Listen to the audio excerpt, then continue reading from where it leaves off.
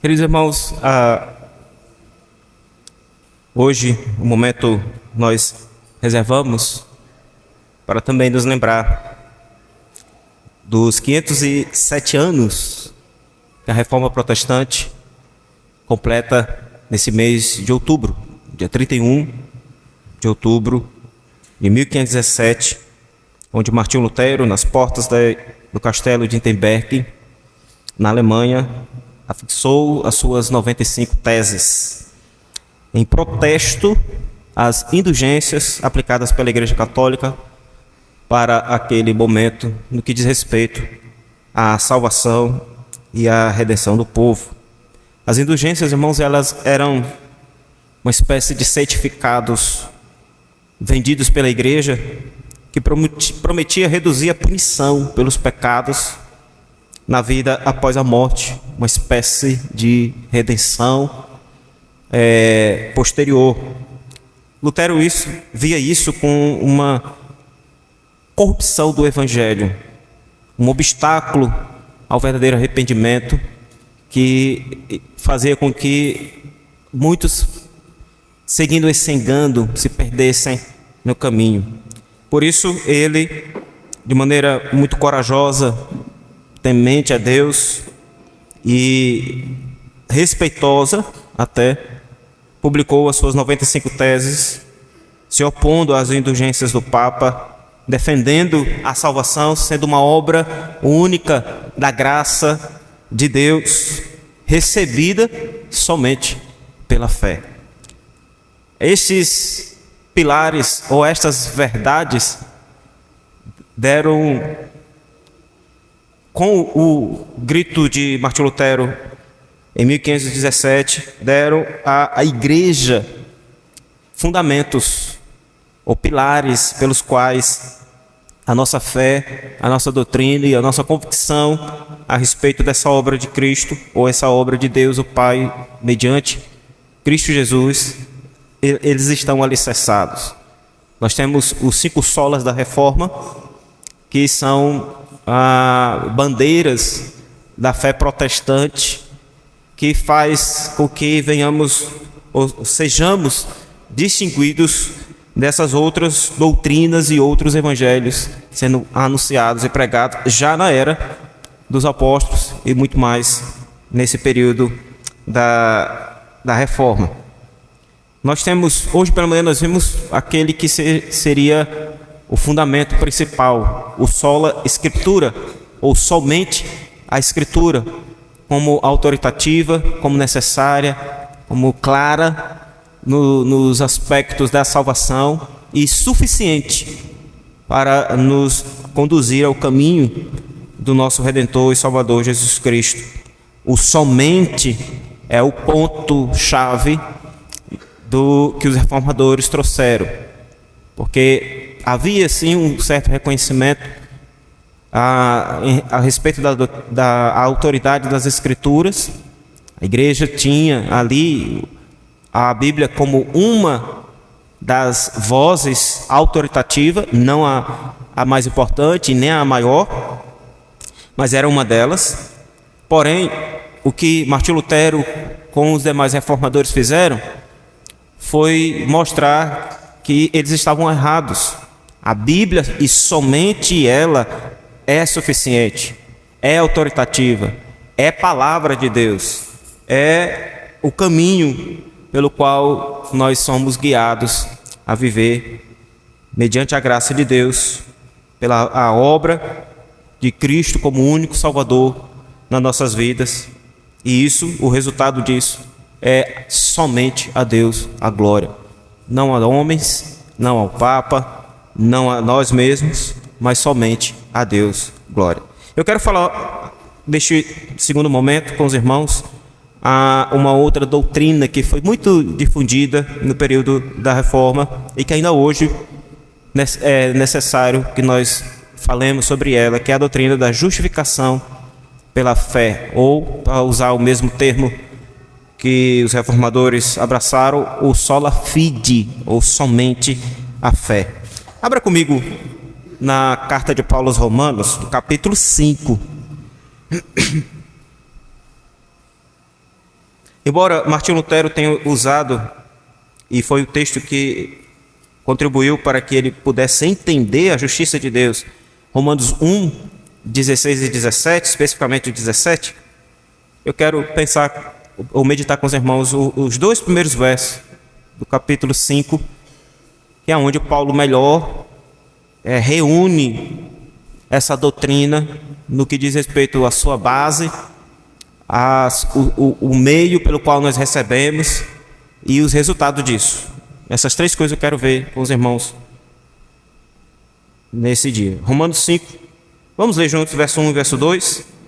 Justificados, pois, mediante a fé, temos paz com Deus, por meio de nosso Senhor Jesus Cristo, por intermédio de quem obtivemos igualmente acesso, pela fé, a esta graça na qual estamos firmes e gloriamo-nos na esperança da glória de Deus. Até aqui, irmãos. Veja, com as 95 teses, Martinho Lutero se opôs às indulgências que levavam,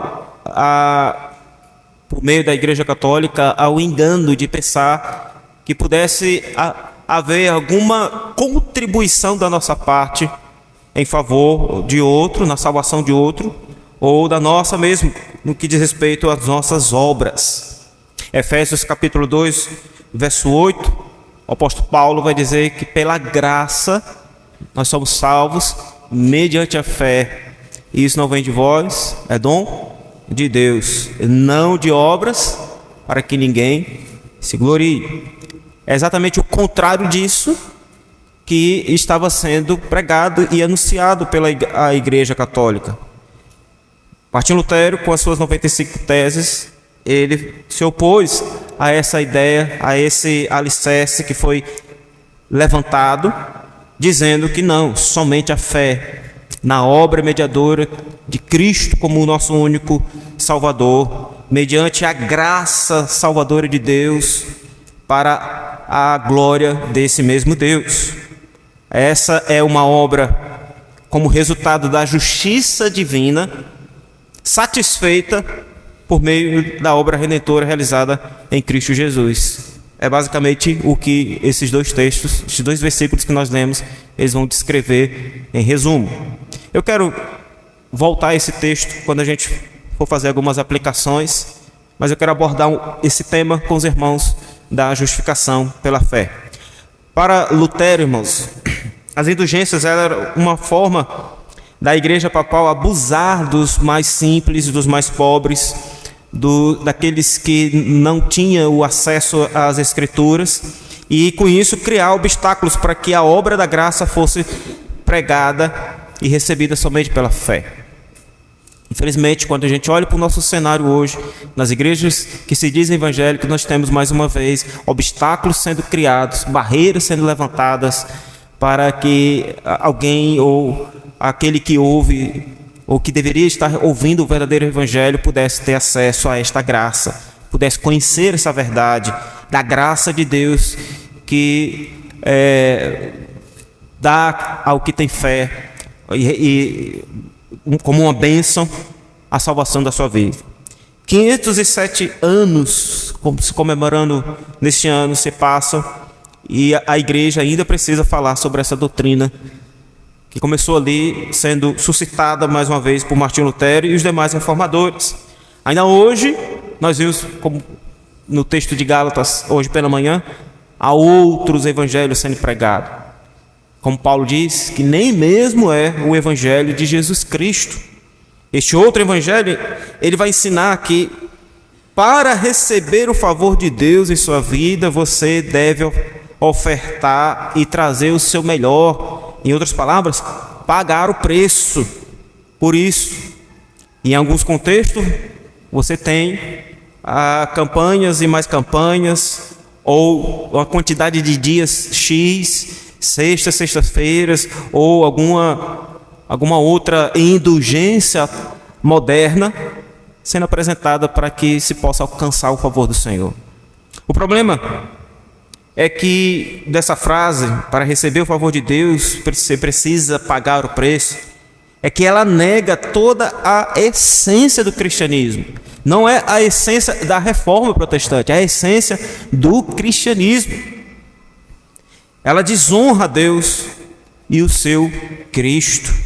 Pois o Evangelho, irmãos, ele é a boa notícia de que pela fé, e somente pela fé, na obra que inclui a encarnação do Cristo, o seu ministério aqui na terra, a sua humilhação, a sua morte e a sua ressurreição, toda essa obra está inclusa na nossa salvação ou na nossa restauração. Por isso o Evangelho é a boa notícia de que Deus proporcionou ao seu povo um caminho de salvação, um Salvador, alguém que, como cantamos aqui, assumiu o nosso lugar. Lutero vivia atormentado pela a ideia de culpa, de estar sempre se sentindo culpado diante de Deus. Tudo que ele fazia lembrava dos seus pecados, ou fazia com que ele entendesse que a iniquidade e as suas obras só apresentavam ainda mais o quanto ele era pecador. E ele rogava de alguma maneira que a justiça de Deus, ou essa justiça do Senhor, fosse aplicada na sua vida. O problema é que ele foi ensinado que isso só era possível se há alguma coisa que ele fizesse, ou se ele viesse fazer alguma coisa, como celibato, como a própria aderir às indulgências, ou algumas outras práticas que foram apresentadas naquele contexto. Ele não tinha como compreender essa doutrina da justificação somente pela fé, porque para ele, à luz do que foi apresentado, esse Deus justo e santo das Escrituras iria julgar e condenar todos por conta dos seus pecados, como de fato isso é uma verdade. Os pecados vão ser julgados, os pecadores vão ser punidos, e que ele jamais seria capaz de satisfazer a justiça de Deus. Poderia fazer tantas missas, rezar tantos textos, subir tantas escadas de joelho, pagar tantas moedas, que para Lutero ele sempre estava em dívida. Ele sempre estava a mercê ou a necessitar da graça do Senhor. Isso, irmãos, porque de fato jamais poderíamos ou poderemos pagar o que devemos a Deus. Somos, Romanos, o Paulo vai falar, pecadores, caídos em desobediência ao Senhor. Não há um justo sequer. Por essa razão, Lutero sofria muito com sua consciência sensível e detestava, na sua má compreensão, esse texto de Romanos 1,17. Visto que a justiça de Deus se revela no Evangelho, de fé em fé, como está escrito, o justo viverá por fé. Quando finalmente entendeu que esta justiça é a justiça que Deus provê em Cristo, é como se uma luz do céu invadisse o seu ser e inundasse o seu coração. Ali ele pôde ter o consolo e a alegria de saber que de fato essa justiça eu não posso pagar, eu não posso de alguma maneira suportar, mas o Senhor providenciou alguém que poderia fazer isso. Lutero entendeu que só através do sacrifício do Filho de Deus que podemos ser aceitos diante de Deus. Essa é a boa notícia do Evangelho. Irmãos, é muito mais trabalhoso e precisa ter muito mais fé para crer o contrário disso do que essa verdade. É muito mais difícil entendermos que o dinheiro que temos, ou as obras que podemos fazer, ou as bondades que você possa fazer neste mundo, de alguma forma venha pagar o preço do meu e do seu pecado. Nós temos, pelo menos eu, tenho muito mais dificuldade de entender que uma simples peregrinação de joelho de tantos quilômetros possa resolver a situação. Ou um simples pagamento, uma simples participação em uma campanha de sextas-feiras, ou de quinta, ou de quartas, e tem que seguir os dias certos, pode fazer com que Deus, na sua graça, me abençoe e de alguma forma tenha a sua misericórdia sobre a minha vida. É muito mais difícil de se entender isso, é muito mais fácil, e ainda mais sabendo que a fé, como um dom de Deus, fruto da graça do Senhor, nos ajuda a isso, a entender essa verdade. A doutrina da justificação pela fé é uma das descobertas mais importantes da reforma protestante, porque os reformadores encontraram nessa doutrina a justificação em muitos lugares nas Escrituras, em vários textos, em várias passagens, em vários exemplos. Embora reconhece que é aqui nas cartas de Paulo aos Romanos, aos Gálatas e aos Efésios, essa doutrina melhor ou dogmaticamente ela está traduzida ali com muita clareza e de maneira sucinta. Logo, a questão da justificação pela fé, ela encontra espaço e lugar nos debates, nas nossas devocionais, nos nossos encontros, nos nossos cultos, uma vez que as Escrituras vai nos apresentar essa verdade, que uma justiça de Deus foi aplicada sim, mas eu e você não fomos capazes, ou não temos condições de aplacar a ira de Deus com as nossas obras. O próprio Deus, por meio do seu Filho, Deus encarnado, é quem fez isso em nosso lugar. O que a Igreja Católica fez para tentar dar um parecer a esse brado do sola fide? O catolicismo falava em uma fé que cooperava com Deus, que ajudava o Senhor a ajudar os seus servos no seu caminho de salvação. Para eles, esta justiça de Deus era infundida, que é uma linguagem da medicina, por Deus aos homens por meio de boas obras ou mediante a ministração da igreja, pelos sacramentos ou as orações que eram feitas no lugar daquele que rogava. Ou seja, em outras palavras, para a Igreja Católica, sim, a fé ela tem um lugar, mas ela não é somente o meio pelo qual nós recebemos isso. Há uma cooperação, há um conjunto de fatores de contribuição para que essa obra da justiça de Deus seja aplicada. Esse era o pensamento da Igreja Católica. O homem era considerado para eles um enfermo por causa do pecado, e nos documentos católicos daquele período há uma afirmação que dizia: a igreja é a hospedaria e a enfermaria daqueles que desejam ficar bem. Sua enfermidade, porém, poderia ser curada através das ministrações da igreja, começando com o batismo. Então, para eles, até o batismo era um mecanismo de salvação.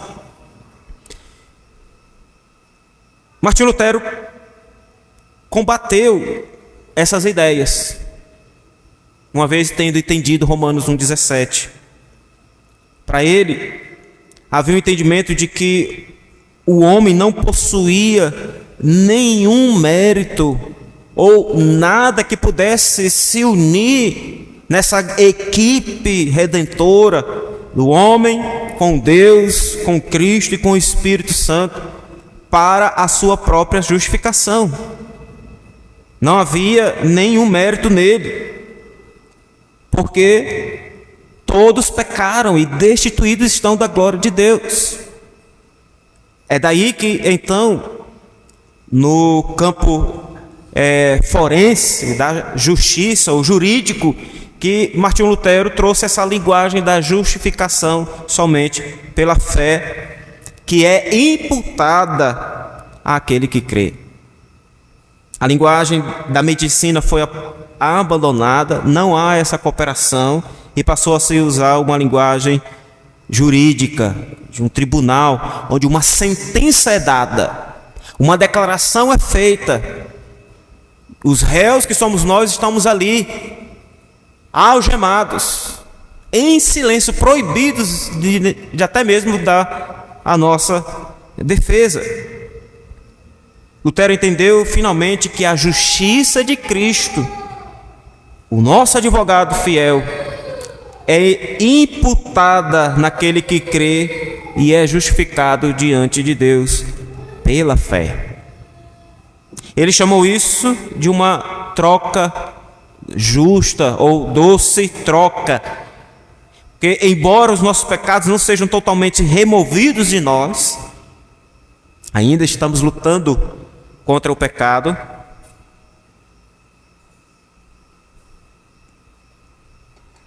Cremos que em Cristo Jesus a culpa as obras que levaram à nossa queda, ela foi removida, aplacada na pessoa de Jesus Cristo. Ela é imputada àqueles que creem, e estes são declarados justos. É importante entender que em alguns contextos, dentro dessa perspectiva da cooperação, eles vão dizer que estes que creem, eles se tornam justos, como que tendo feito alguma coisa. Mas não, o termo correto é que eles foram declarados justos. A sentença é dada e o veredito é que eles saem do tribunal de Deus como livres da culpa. Nós cantamos aqui, né? Livres da culpa, mediante a imputação da obra de Cristo em nossas vidas. O que significa, então, essa doutrina da justificação pela fé? Os teólogos Westminster, na pergunta 70, eles dizem que justificação, nesse sentido, é um ato da livre graça de Deus para com os pecadores, no qual Ele os perdoa, os aceita e considera justos diante dele, não por qualquer coisa neles operada, nem por eles feita, mas unicamente pela perfeita obediência e plena satisfação de Cristo a eles, imputadas por Deus e recebidas somente pela fé. Em outras palavras, a obra da justificação é um ato de Deus para aqueles que creem. Não é um ato nosso que rogamos ao Senhor que faça em nós. É um ato de Deus, a iniciativa de Deus. Luiz Berkhoff, um teólogo sistemático, ele diz que a justificação aqui é um ato judicial de Deus, o reto juiz, o Senhor do universo, no qual ele declara, com base na justiça de Jesus Cristo, que todas as reivindicações da lei são satisfeitas com vistas ao pecador. A palavra justificar no Novo Testamento, no grego, é de kaio, que quer dizer declarar ou pronunciar alguém justo. Todas as vezes que nós lemos no Novo Testamento, essa palavra está se referindo àqueles que foram feitos justos diante de Deus, mediante essa obra do Senhor.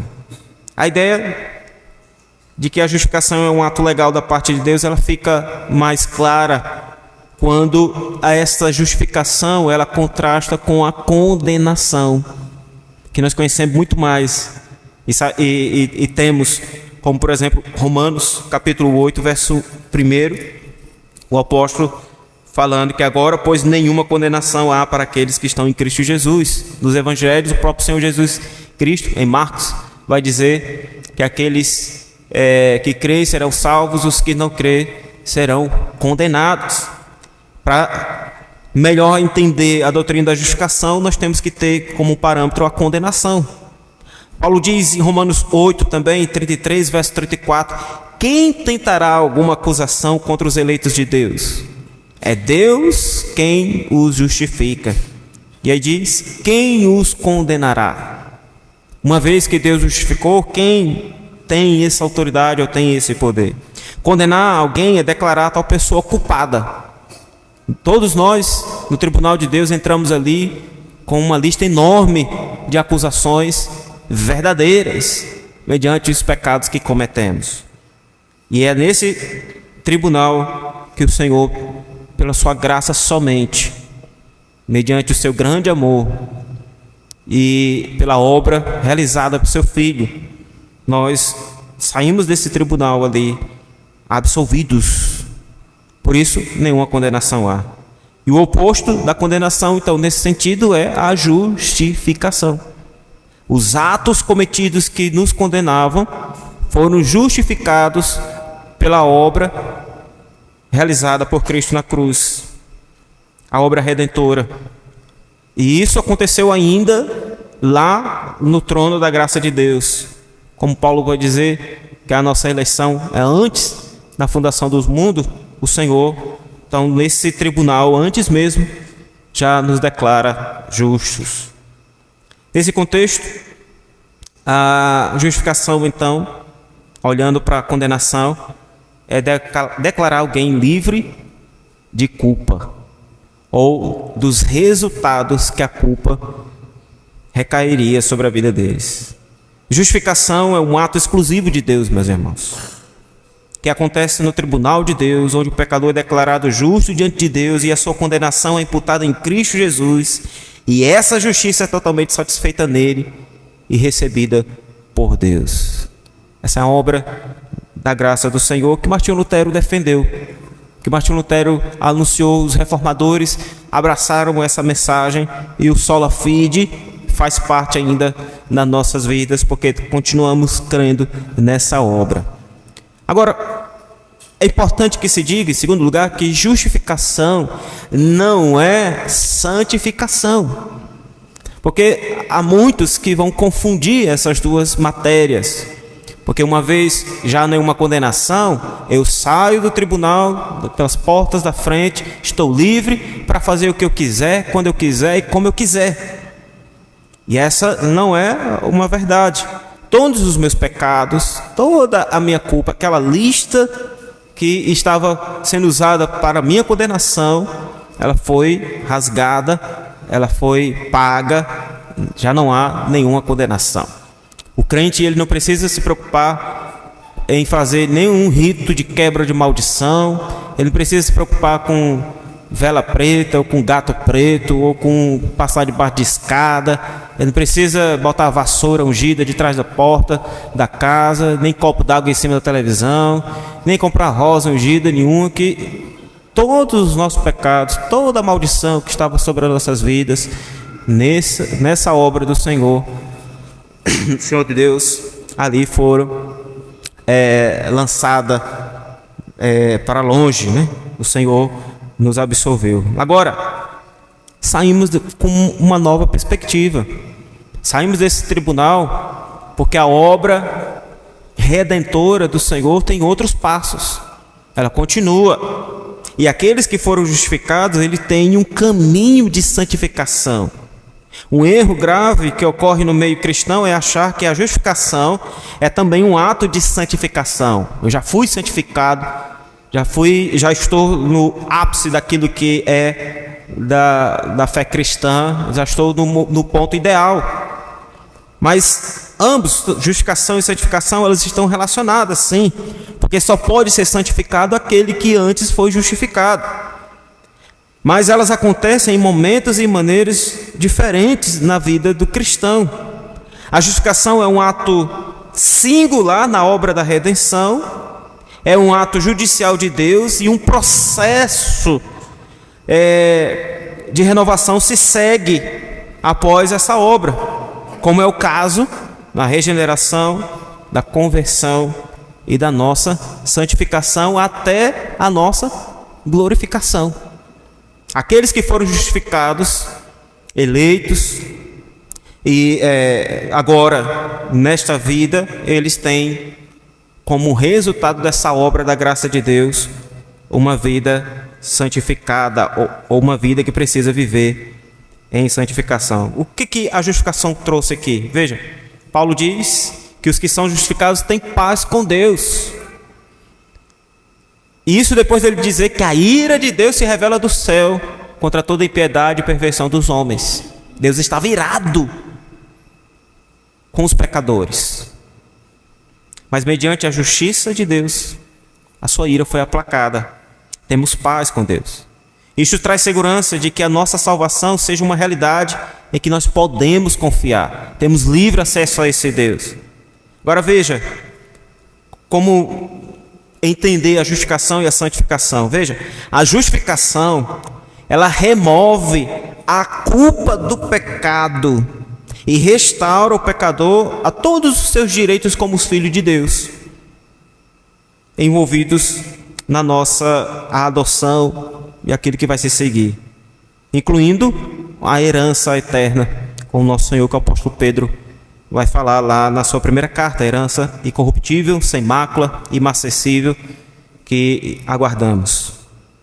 A santificação, por sua vez, ela remove a corrupção do pecado, modelando as nossas vidas em conformidade com a imagem de Deus. Veja o que diz Paulo diz em Romanos 8, 29.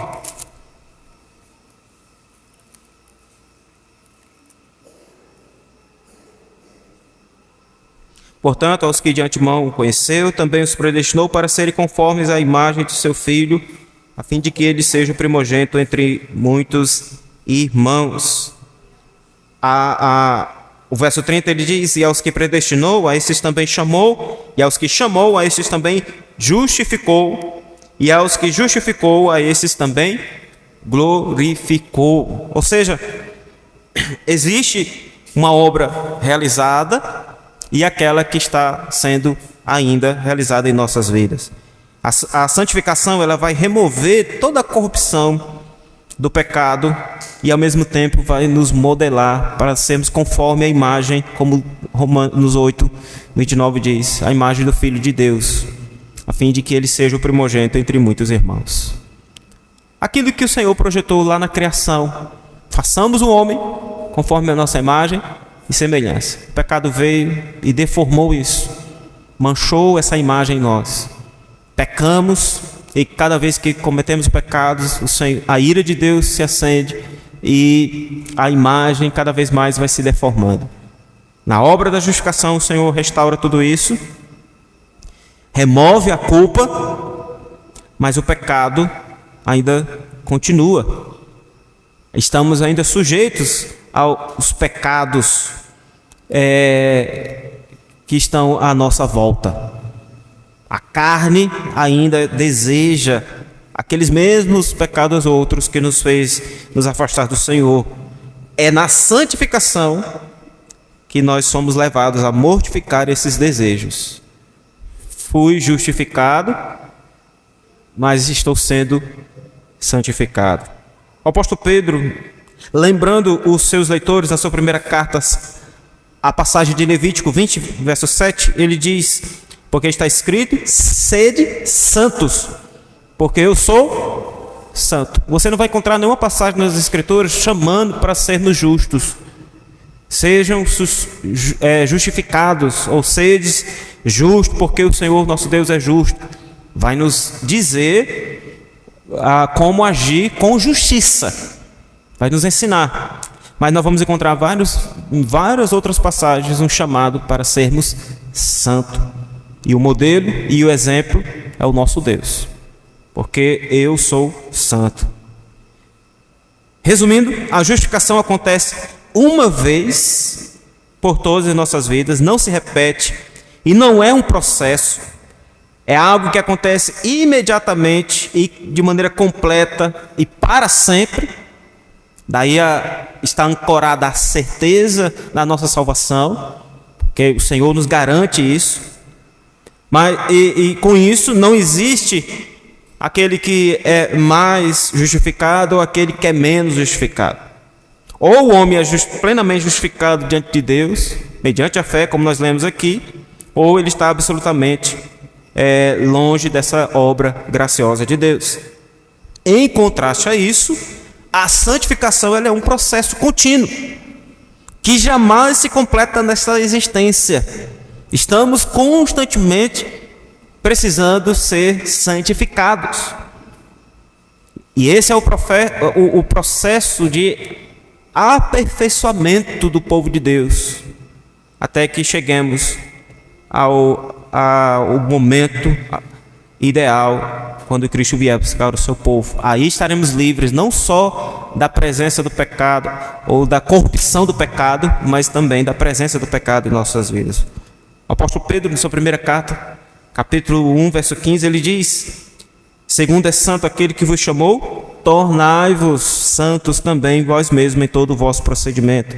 Então veja, para sermos santos há um chamado constante para mortificar os desejos da carne. Se existe alguma campanha que você precisa fazer todos os dias, é o jejum, a prática do jejum e a oração. Lembra a última vez que você fez um jejum? Não é passar fome, não é passar aí, acorda 11 horas e orando para dar meio-dia. É um momento de devocional, um momento de oração, você segue para fazer suas atividades, mas você está em espírito de oração com o nosso Deus. Você chega o momento, então você entrega o seu jejum mediante a leitura da palavra, e você está fazendo com isso, buscando uma vida santa diante do Senhor.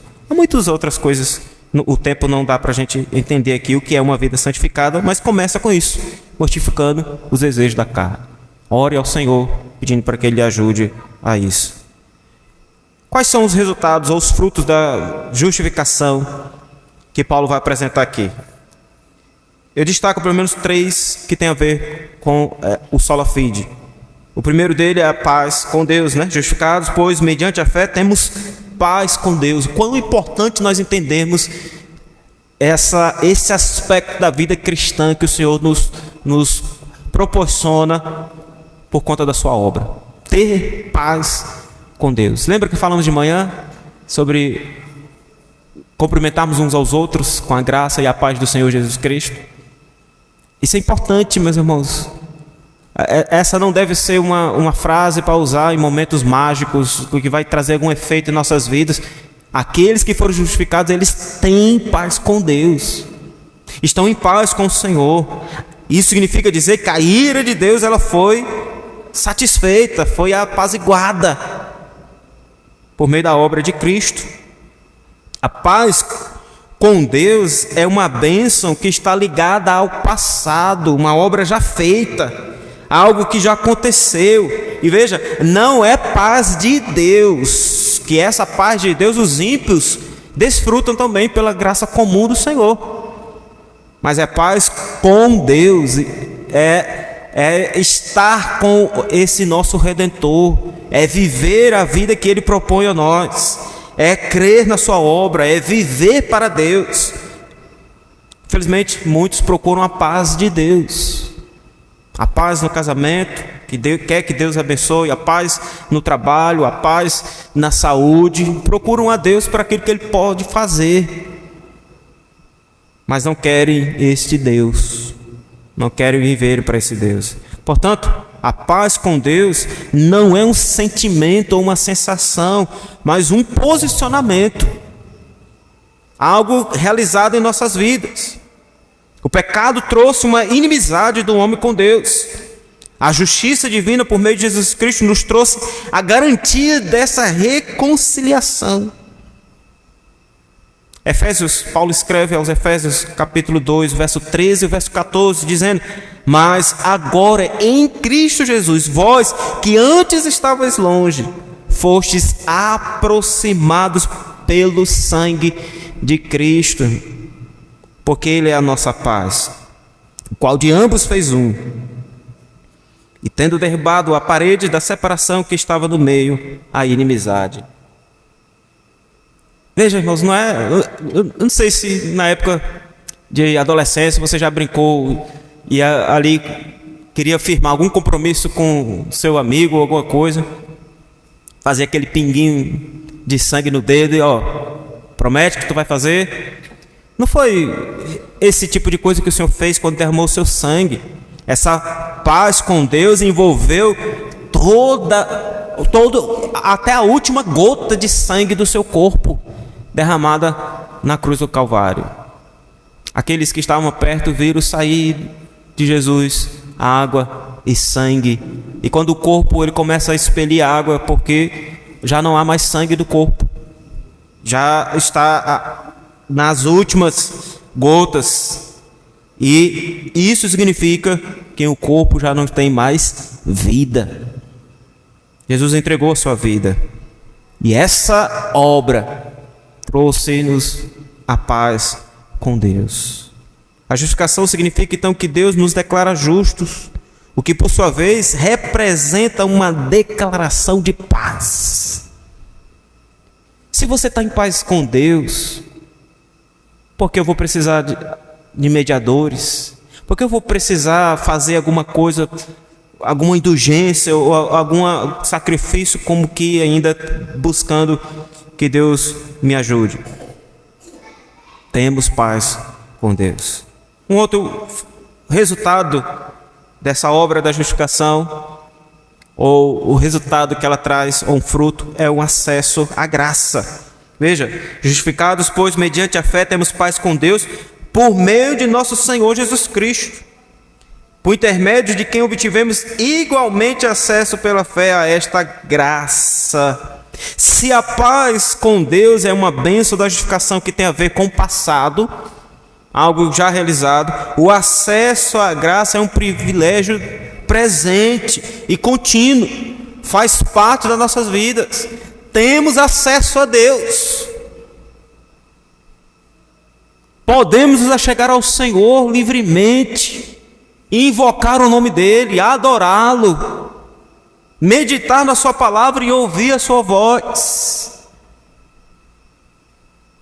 Os judeus, eles eram separados da presença de Deus ali no templo pelo véu. Os gentios, eles eram isolados por um muro externo do templo, impedindo de se achegar ali, o mesmo espaço onde os judeus estavam.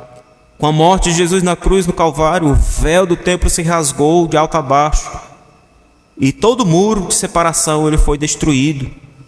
Efésios 2:14 diz: porque Ele é a nossa paz, o qual de ambos fez um, e tendo derrubado a parede da separação que estava no meio, a inimizade, fez isso para que ambos, judeus e gentios que creem, tenham acesso a esta graça. E por que eu vou colocar impedimentos para você chegar ao Senhor? Por que as igrejas colocam barreiras e levantam obstáculos, estão recosturando o véu do templo, construindo novamente o muro que nos separava de Deus, enquanto a graça nos favorece estar na presença do Senhor? Veja, irmãos, a graça, que é um favor imerecido, a graça soberana de Deus, ela não está fundamentada somente naquilo que Ele fez aos homens. E o que foi que Ele fez? Ele nos amou, Ele nos resgatou das trevas, Ele perdoou os nossos pecados e nos salvou. A graça de Deus não está fundamentada somente nisso, mas também está fundamentada naquilo que Ele não fez aos homens. E o que foi que Ele não fez? Ele não nos puniu, Ele não nos condenou ao inferno, Ele não derramou sua ira diretamente em nós. Ele providenciou por meio do seu Cristo, para que os nossos pecados e toda a culpa fosse paga ali na cruz. Então, é mediante a graça de Deus, aquilo que Ele fez e aquilo que Ele não fez, que nós celebramos o nome do Senhor.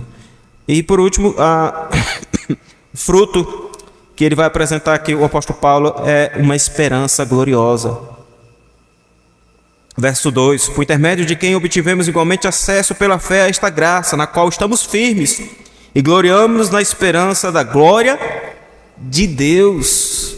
Se a paz tem a ver com o passado e o acesso à graça se relaciona ao presente, a esperança da glória está relacionada ao futuro, e é o que nos motiva e nos coloca firmes e constantes nesta fé.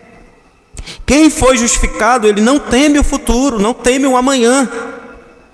E a morte, que é o maior dos nossos inimigos, já não mais o apavora. O próprio Paulo diz: o meu desejo era partir e estar com Cristo, porque ele não temia a morte. O apóstolo João, na sua primeira carta, no capítulo 4, verso 18, ele vai dizer: no amor não existe medo, antes o perfeito amor lança fora o medo. Ora, o medo produz lamento, pavor. Logo, aquele que teme não é aperfeiçoado no amor. Veja, irmãos, ontem, ou antes de ontem, a gente recebeu no grupo da família ali a notícia de que um parente, não tão próximo, mas parte aí da família, veio a falecer. Já vinha lutando há algum tempo aí e infelizmente não resistiu. Mas crente no Senhor Jesus Cristo, confiante, tanto ela quanto a família, no que lhe aguardava, na obra do Senhor que foi realizada. E até mesmo a morte dos crentes não é algo que nós choramos, nós lamentamos a perda, nós sentimos a saudade, faz com que nosso coração chore. Mas ao mesmo tempo, a morte daqueles que servem ao Senhor, de certa forma, traz um consolo para nós, porque não haverá mais dor, não haverá mais lágrima, não haverá mais este mundo mal sendo desfrutado por aquele que o Senhor recolheu para si.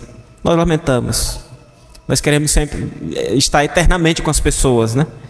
Mas o Senhor não quer que estejamos eternamente neste mundo. A morte para o crente é uma passagem. Enquanto nós confiamos na obra do Senhor, também recebemos com louvor e grande expectativa esse futuro glorioso do povo de Deus.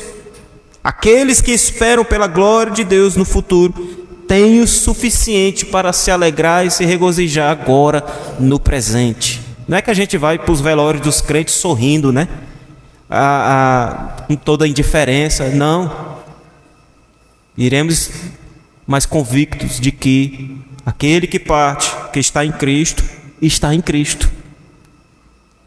Que toda lágrima prometida lá em Apocalipse, que o Senhor enxugará do rosto, para esse já se tornou uma realidade. Que aquela enfermidade que estava assolando a vida daquela pessoa e dos parentes, recebeu a cura definitiva. E maior do que a cura do corpo, foi a cura da alma, por meio da salvação e a nova vida que recebeu. Portanto, a paz com Deus refere-se ao efeito imediato da justificação. O acesso à graça diz respeito ao efeito contínuo da justificação. E a esperança da glória se relaciona ao efeito final da justificação. Por fim, meus irmãos, Paulo vai dizer: justificados, pois, mediante o quê? A fé, temos paz com Deus por meio de nosso Senhor Jesus Cristo. Mas eu quero dizer algo para você, e precisa ser lembrado para a gente sair aqui convictos daquilo que nós cremos. Não é a fé em si que nos justifica. Não basta apenas ter fé por fé. É preciso ter fé na obra de Deus, por meio de nosso Senhor Jesus Cristo, e confessá-lo como seu Senhor e Salvador. Conforme vai dizer Paulo também em Romanos capítulo 10, verso 9: se com tua boca confessares Jesus como Senhor, e em teu coração creres que Deus ressuscitou dentre os mortos, será salvo.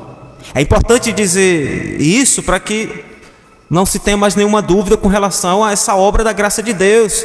A justificação é algo que Deus faz em nós, a regeneração é algo que Deus faz em nós, até mesmo a fé é algo que Deus dá ao seu povo como um dom, para ver essa obra e de alguma maneira compreender e trazer para a sua vida, mas o Senhor quer que nós confessemos. Sou eu e você que precisa abrir os nossos lábios e crer. É preciso ter uma fé não só por ter fé, mas uma fé viva, como diz Tiago, e operante. Não é isso? Tiago 2. Meus irmãos, qual é o proveito se alguém disser que tem fé, mas não tiver obras? Pode acaso semelhante fé salvá-lo? A fé, se não tiver obras, por si só está morta. Por que isso? Porque os demônios também têm fé. Os demônios creem, até muito mais do que muitos crentes que estão dentro da igreja. Quando o Senhor Jesus começou o seu ministério, os primeiros a reconhecer Ele como o Filho de Deus foram os demônios. Enquanto os judeus que, lendo a lei, lendo os mandamentos, vendo Cristo e os sinais, o negaram. A diferença é que eles não se submetem ao senhorio de Cristo em obediência. Tiago também, capítulo 2, verso 19, ele diz: crês tu que Deus é um só? Fazes bem. Aí ele tem uma notícia para dar: até os demônios creem e tremem. Então qual é a diferença da tua fé para deles? Nas grandes seitas que existem, tem muita gente com fé lá, mas estão depositando sua fé nos falsos deuses, em obras mortas.